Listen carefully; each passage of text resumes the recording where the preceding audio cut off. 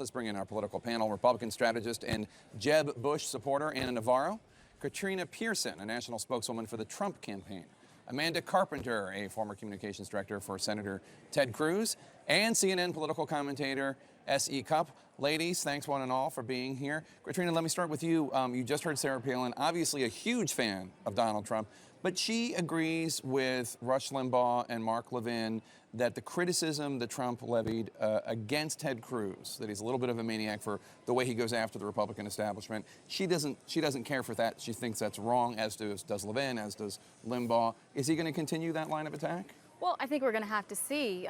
Senator Cruz criticized Mr. Trump behind closed doors, which isn't very courageous.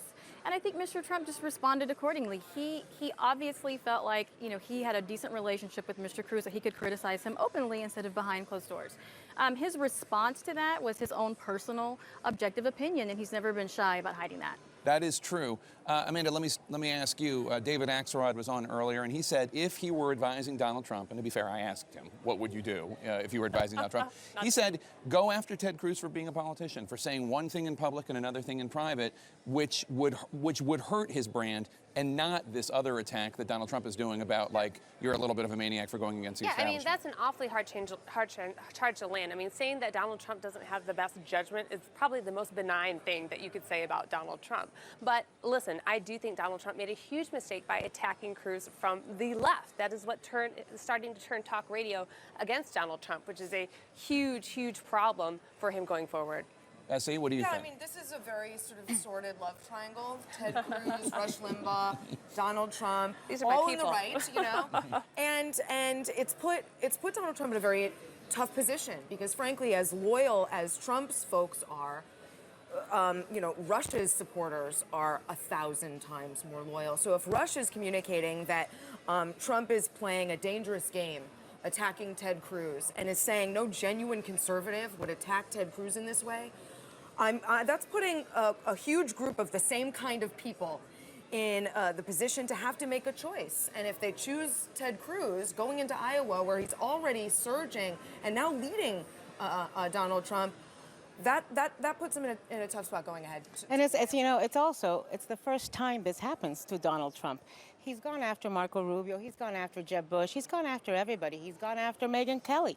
He's gone after POWs. And he's never really had to pay a price with right-wing media. And I think what it tells you is that the right-wing media is coalescing behind Ted Cruz, as are the evangelicals. So he's got to tread very carefully with his attacks on Ted Cruz, because not only will he get the backlash, but I think Ted Cruz is very able and can use humor, can kind of, deflect him like a flea without going into a real battle with Donald Trump, which Ted Cruz wants to avoid, because ultimately he wants to inherit those supporters. He wants those voters, and that is an interesting part of this dynamic, Katrina, the idea that so many of these candidates want Trump supporters, and so that changes how they go after him, whether it's the bear hug that Ted Cruz gives, or even people like Chris Christie, who I think if you put sodium pentothal in him, would have much harsher words about Donald Trump,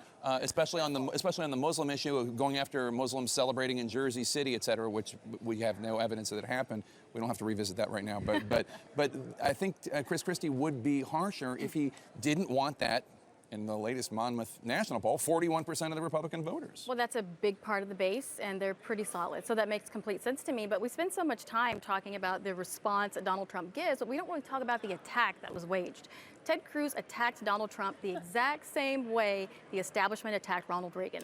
The bad judgment, can't trust him with the finger on the button. So of course he was going to respond in kind, but we're not talking about that. We're just talking about his response. You're talking about a 10-second soundbite. this was hardly, and he lumped it in the same criticism of Ben Carson. But in Donald Trump's defense, this is something that I seldom say that, but in Donald Trump's defense, this is something that he said privately that was recorded illicitly Sure, or and whatever. it's also and if something someone he wouldn't is say asking you publicly. to talk about Donald Trump, this is a blanket cookie cutter criticism that you can make of any candidate. I don't Doesn't think it Ted Cruz is undermine? willing- I agree, it's not the No. harshest attack in the world. Doesn't it undermine Ted No, Cruz? absolutely not, because someone runs for president because they think they have the best judgment. To go ahead and say someone has equal or better judgment than you can't say that. No one can say that as a candidate. It was a little harsher than that, I think. It was that. Like since, I said, of all the things that you could attack Donald Trump for, You guys, that is we're in the middle of a easiest thing. Republican primary. You Yes. think saying that somebody doesn't have a judgment is a harsh attack? And you want to see attack? look Sure- what Marco surely Rubio's you been doing to Ted jest. Cruz. I mean, you know. Let's talk The move that Donald